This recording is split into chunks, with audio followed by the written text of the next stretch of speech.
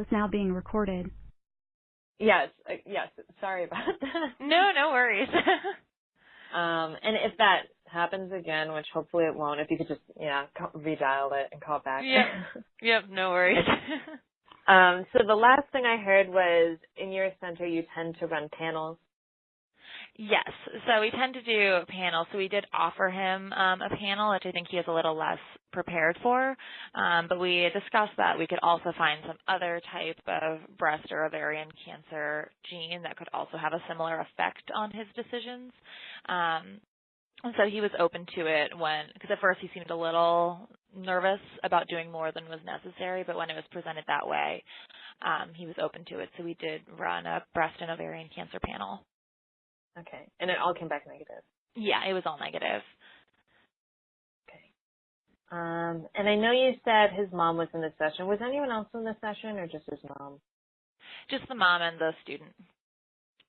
Oh, right, and the student. Yeah, I feel this would definitely be a case that the student could bring up in their class. Yep, absolutely. And how did you find out about the patient's transgender status? So we knew from our schedulers.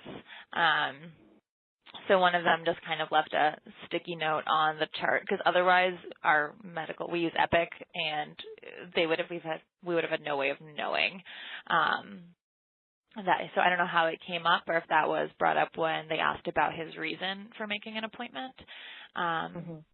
But yeah, there would have been no indication because everything in his medical record indicated that he was female.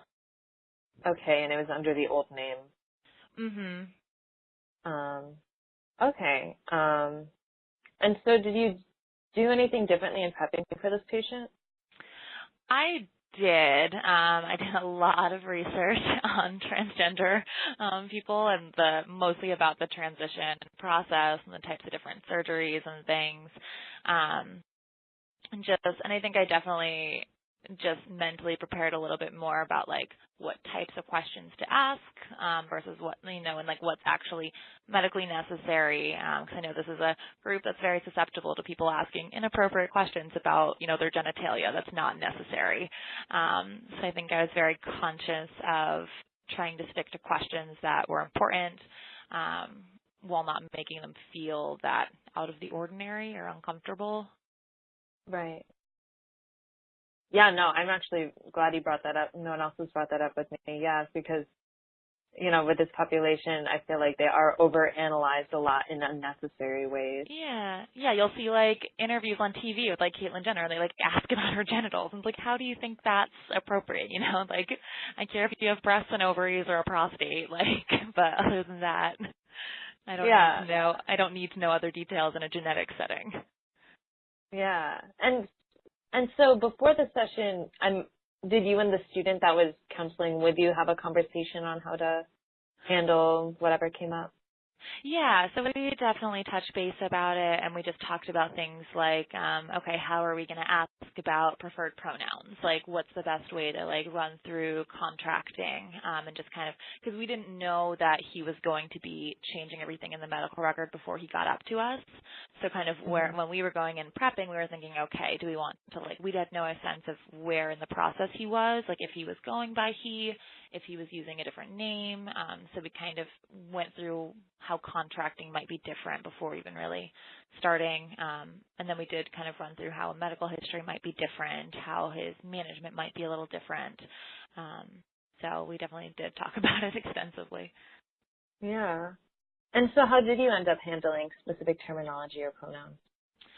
So since his name had already been changed to the male name, we kind of knew we could go in with that. I believe we still did ask about preferred pronouns just to be sure, even though everything indicated that he was now going as male and living his life as a male.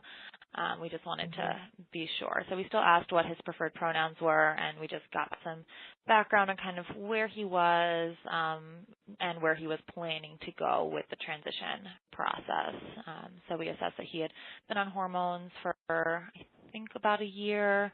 He'd already gone through a lot of the psychological and social transitioning processes.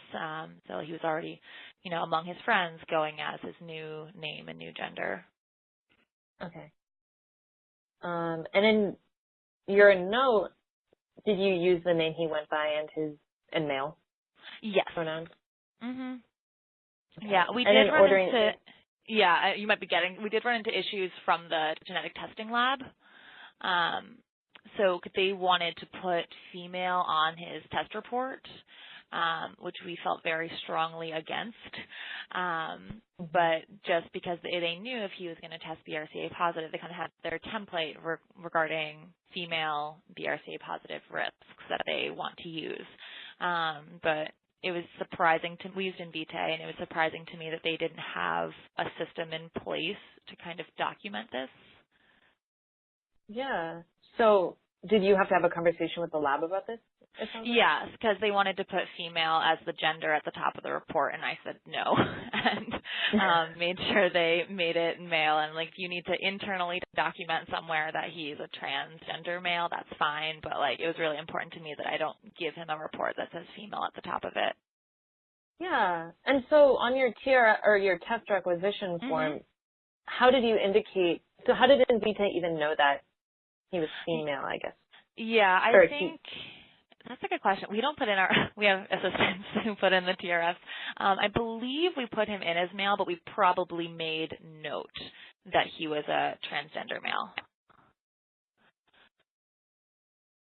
And we did get we did have a whole discussion during the session about how the female cancer risk would be the one related to him if he did test positive. Okay, so you had that conversation. Mm-hmm. And he totally got that. So I'm like, yeah, sorry, like when you're reading, it's going to be all the stuff related to females that applies to you. And he completely understood that. Right. So you were talking about BRCA1, you're saying male risk and female risk, and you were just saying that even though you identify as male, the risk that we would consider for you would be this female. Yeah. I think we were more so framing them as like the risk to breast and ovaries, like risk to prostate. So more so going by organs a person has rather than the gender. Okay. And is that something that you were talking about or the student was talking about? I do not recall. Okay. I that was mostly out of curiosity. Yeah. Yeah. And I know you've already gone into this, but do you have any information to add about how your patient's identity as transgender affected the information you gave him regarding cancer care? I mean, yes. I think I already did talk about it a bit, but obviously his screening would be different than other people with BRCA, just because we knew he was planning to have the top surgery at some point. So even if he were BRCA positive, he would definitely be leaning toward surgical options versus just increased screening. And it would change the ovarian risk. And obviously for most men we were talking to with BRCA, we talk about prostate risk, but he does not have a prostate, so that wasn't something that was applicable to him. Yeah. And how did you deliver the results to this patient, and how did that conversation go? It sounds like it was over the phone. Yeah, it was over the phone, and it was a pretty quick conversation. He was definitely relieved to be negative, which was a good thing. I think he was mostly relieved because then he felt a little more comfortable sharing it with his sister, and didn't have to worry as much about hiding some secret from her. Yeah. And so it sounds like you had that conversation with him during the session about hiding that information from his sister potentially. How did that conversation go? Yeah, I mean, he had definitely already thought through it, and he recognized that it was going to be challenging. And we just kind of, just brought up that how do you think that would actually play out? Do you really think this is something you would be able to keep from your sister? Do you really think she wouldn't know? And he was like, yeah, it might be hard, and, maybe I will mess up and I will, reveal it, or, she'll just kind of get hints that I'm positive. But at the end of the day, she still encouraged him. She was supportive of him having the testing, because at the end of the day, I think she understood that this was, him knowing now was more important than her not knowing until a few years down the line. Right. And I imagine maybe you have this conversation with anyone who's an identical twin, if you've ever had another identical twin patient. Yeah, exactly.